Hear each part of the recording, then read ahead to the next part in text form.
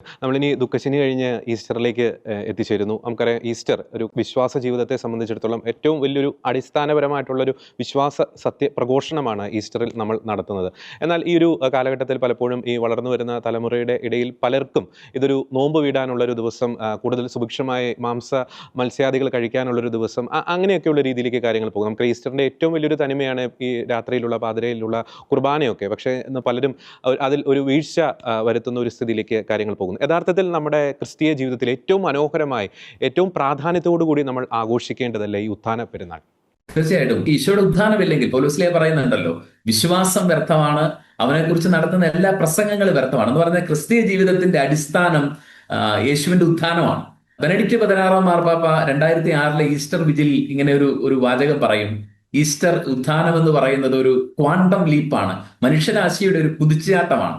എന്ന് പറഞ്ഞാൽ മനുഷ്യാസ്തിത്വത്തിൽ നിന്ന് അതിന്റെ അനശ്വരതയിലേക്കുള്ള ഒരു പരിവർത്തനത്തിനുള്ള ഉറപ്പാണ് മിശിഹായുടെ ഉത്ഥാനം എന്ന് പറയുന്നത്. അങ്ങനെ ഒരു യാഥാർത്ഥ്യം ഇല്ലെങ്കിൽ ഈ ലോകത്തിലെ കഷ്ടതയ്ക്കും ഇവിടെ ഉള്ള പ്രതിസന്ധികൾക്കും അപ്പുറം മനുഷ്യന് പ്രത്യാശിക്കാനൊന്നുമില്ല.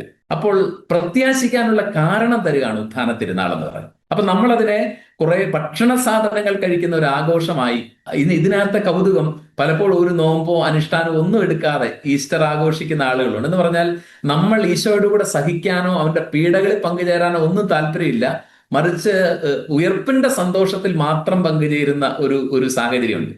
അപ്പോൾ യഥാർത്ഥത്തിൽ ഈസ്റ്ററിന്റെ ഒരു ആത്മീയ അനുഭവങ്ങൾക്കാണ് നമ്മൾ കൂടുതലായിട്ട് പ്രാധാന്യം നൽകേണ്ടത്. അത് ഒരുക്കത്തോടുകൂടിയ നോമ്പും പീഡാനുഭവ ആഴ്ചയുടെ ആചരണങ്ങൾക്കും ശേഷം ഉത്ഥാന തിരുനാൾ ആചരിക്കുമ്പോഴാണ് യേശു തരുന്ന യഥാർത്ഥ സമാധാനം, അതുപോലെ ഉയർപ്പ് തരുന്ന പ്രത്യാശയും സന്തോഷവും എല്ലാം നമ്മുടെ ജീവിതത്തിലേക്ക് കടന്നു വരുന്നത്. അപ്പോൾ ഈ ദുഃഖവെള്ളിയാഴ്ച ഒരുപാട് ചോദ്യങ്ങൾ മനുഷ്യന്റെ മുമ്പിലുണ്ട്. അത് മനുഷ്യന്റെ സഹനങ്ങളെ കുറിച്ച്, കുരിശിനെ കുറിച്ചാണ്. അങ്ങനെ മനുഷ്യൻ ചോദിച്ച എല്ലാ ചോദ്യങ്ങൾക്കും ദൈവം ഉത്തരം തരുന്ന, കാൽവരി ചോദിച്ച ചോദ്യങ്ങൾക്ക് ഉത്തരം തരുന്ന ദിവസമാണ് യഥാർത്ഥത്തിൽ ഉയർപ്പ് തിരുനാൾ എന്ന് പറയും. അപ്പോൾ ആ മനുഷ്യവംശത്തിന്റെ എല്ലാ സമസ്യകൾക്കും, ഉത്തരമില്ലാതിരുന്ന ചോദ്യങ്ങൾക്കും ഉയർപ്പ് തിരുനാളിന് ഉത്തരമുണ്ട്. അപ്പോൾ അതിന്റെ ആത്മീയ ബോധ്യത്തോടെ പങ്കുചേരാനും ഉയർപ്പിന്റെ സന്തോഷം യഥാർത്ഥത്തിൽ അനുഭവിക്കാനും, അതുപോലെ തന്നെ ഉയർപ്പ് തിരുനാളിൽ ഏറ്റവും വലിയൊരു നമ്മുടെ ലിറ്റർജിയുടെ പ്രത്യേകതയാണ് സമാധാനം ശുശ്രൂഷ, സമാധാനം കൊടുക്കുക. ഈശോ ഉയർത്തെഴുന്നേറ്റ് വന്ന് ആദ്യം ആശംസിക്കുന്നത് സമാധാനം. അപ്പൊ പ്രത്യേകിച്ച് ഇന്നത്തെ നമ്മുടെ ചുറ്റുപാടുകളിൽ, ലോകത്തിന്റെ തന്നെ സാഹചര്യങ്ങളിൽ ഈ സമാധാനത്തിന് വലിയൊരു പ്രസക്തിയുണ്ട്. സമാധാനത്തിന്റെ ഒരു സന്ദേശവാഹകരാകുക എന്നുള്ള വലിയ ദൗത്യം ഉദ്ധിതൻ ഓരോ ശിഷ്യരെയും ഭരമേൽപ്പിച്ചുകൊണ്ടേയിരിക്കുകയാണ്.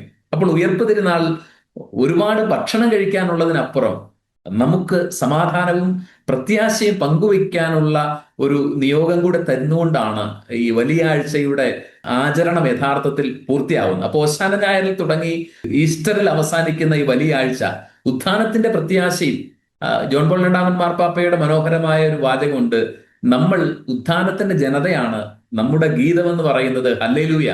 അപ്പോൾ ആ ഒരു ഉയർപ്പിന്റെ ജനത, ഈസ്റ്റർ പീപ്പിൾ എന്നുള്ള ഒരു ചിന്തയാണ് യഥാർത്ഥത്തിൽ ഓരോ ക്രൈസ്തവനെയും ഈ വിശുദ്ധവാരാചരണത്തിന്റെ സമാപനത്തിൽ ഉത്ഥാന തിരുനാളിൽ എത്തുമ്പോൾ വഴി നയിക്കുകയും പ്രചോദിപ്പിക്കുകയും ചെയ്യേണ്ടത്.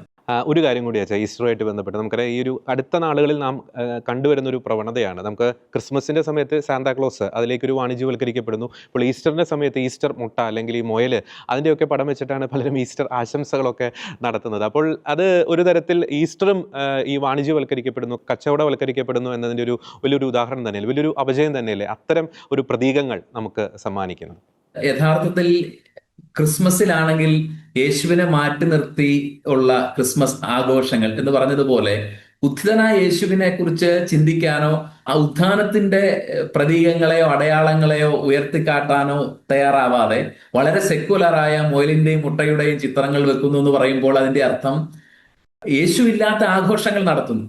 അപ്പോൾ അവന്റെ പീഡാസഹനങ്ങളിൽ പങ്കുചേരുക, അതാണ് ഒരു ക്രൈസ്തവരുടെ ഈ ആഘോഷങ്ങൾക്കെല്ലാം ആത്മീയ അർത്ഥം ഉണ്ടാവുന്നത്. പീഡാസഹനങ്ങളിൽ പങ്കുചേരുമ്പോഴാണ് ഉത്ഥാനത്തിന്റെ അനുഭവം യഥാർത്ഥമാകുന്നത്. അപ്പോൾ ഇന്ന് കമ്പോളത്തിലെ ഏറ്റവും പ്രധാനപ്പെട്ട ഒരു ഉത്സവമായിട്ട് ഈസ്റ്ററിനെ മാറ്റാൻ സെക്കുലർ ലോകം പരിശ്രമിക്കുന്നത് കൊണ്ട് തന്നെയാണ് അതിന് ആത്മീയ വശം നിലനിർത്താൻ ഓരോ വിശ്വാസിയും നിരന്തരമായ ജാഗ്രത പുലർത്തേണ്ടതുണ്ട് എന്നുള്ളത് നമ്മൾ തിരിച്ചറിയേണ്ടത്. നമുക്ക് കമ്പോളങ്ങൾക്ക് നമ്മുടെ വിശുദ്ധ തിരുനാളുകളെ വിട്ടുകൊടുക്കാതിരിക്കാം, അതിന്റെ ആത്മീയതയെ നമുക്ക് മുറുകെ പിടിക്കാൻ പരിശ്രമിക്കാം.